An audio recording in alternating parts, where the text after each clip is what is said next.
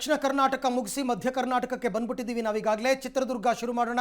ಚಿತ್ರದುರ್ಗ ಮೀಸಲು ಕ್ಷೇತ್ರ ಯಾರ ತೆಕ್ಕೆಗೆ? ಹಾಗಾದರೆ ಚಿತ್ರದುರ್ಗದಲ್ಲಿ ಕೋಟೆಯನ್ನು ಆಳುವವರು ಯಾರು ಅಂತ ಕಾಂಗ್ರೆಸ್ ವರ್ಸಸ್ ಬಿಜೆಪಿ, ಯಾರಿಗೆ ಗೆಲುವಾಗುತ್ತೆ? ಬಿಜೆಪಿ ಅಭ್ಯರ್ಥಿ ಹೊರಗಿನವರು ಅಂತಕ್ಕಂಥ ಮಾತಿದೆ.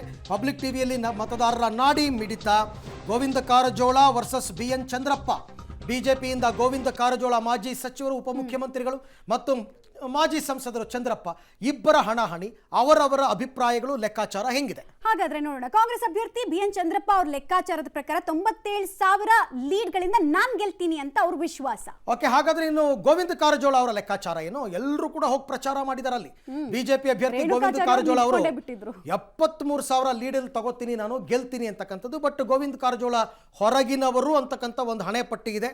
ಏನಾಗುತ್ತೆ ಅಂತ ಗೊತ್ತಿಲ್ಲ. ಹಾಗಾದ್ರೆ ಕಾಂಗ್ರೆಸ್ ಕಾರ್ಯಕರ್ತರ ಲೆಕ್ಕ ಏನು? ಅವ್ರ ಹತ್ರ ಕೂಡ ಒಂದಷ್ಟು ಲೆಕ್ಕ ಇದೆ. 75,000 ಲೀಡ್ಗಳಿಂದ ನಮ್ಮ ಕ್ಯಾಂಡಿಡೇಟ್ ಅನ್ನು ಗೆಲ್ಸ್ಕೊಳ್ತೀವಿ. ಬಿಕಾಸ್ ಪ್ರತಿ ಎಲೆಕ್ಷನ್ ಅಲ್ಲೂ ಒಬ್ಬೊಬ್ಬರನ್ನ ಇಲ್ಲಿ ಮತದಾರ ಆಯ್ಕೆ ಮಾಡ್ಕೊಂಡು ಬರ್ತಾರೆ. ಒಂದ್ಸಲ ಬಿಜೆಪಿ, ಒಂದ್ಸಲ ಕಾಂಗ್ರೆಸ್ ಅಂತ. ನಾರಾಯಣ ಸ್ವಾಮಿ ಅವರು ಲಾಸ್ಟ್ ಟೈಮ್ ಬಿಜೆಪಿಯಿಂದ ಗೆದ್ದು ಕೇಂದ್ರದಲ್ಲಿ ಮಂತ್ರಿ ಕೂಡ ಆಗಿದ್ರು. ಬಿಜೆಪಿ ಕಾರ್ಯಕರ್ತರು ಹೇಳ್ತಾ ಇದ್ದಾರೆ ಗೆಲುವಿನ ಅಂತರ 45,000. ಗೋವಿಂದ ಕಾರಜೋಳ ಅವರು ಗೆದ್ದೇ ಗೆಲ್ತಾರೆ, 45,000 ಮತಗಳ ಅಂತರದಿಂದ ಗೆಲ್ತಾರೆ ಅಂತಕ್ಕಂಥದ್ದು.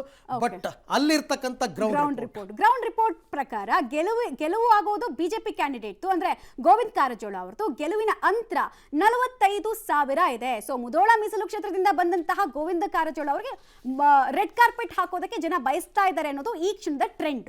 ಯಾಕೆಂತಂದ್ರೆ ಅಲ್ಲಿ ನಾರಾಯಣ ಸ್ವಾಮಿ ಅವರು ಹೋಗಿ ಪ್ರಚಾರ ಮಾಡಿದ್ರು, ಅವ್ರು ನಿಲ್ಲಿಲ್ಲ ಅಂತಂದ್ರು ಕೂಡ ನನ್ನ ಕಾರ್ಯಕರ್ತರು ಬಿಜೆಪಿಗೆ ಆಶೀರ್ವಾದ ಮಾಡ್ತಾರೆ ಅಂತಕ್ಕಂಥ ನಂಬಿಕೆಯನ್ನು ಇಟ್ಕೊಂಡಿದ್ರು. ಹಾಗಾಗಿ ನೋಡೋಣ, ಅದು ಖಂಡಿತ ಅವರ ಫೇವರ್ ಆಗಿ ಹೋಗಬಹುದು ಅಂತ ಅನಿಸ್ತಾ ಇದೆ.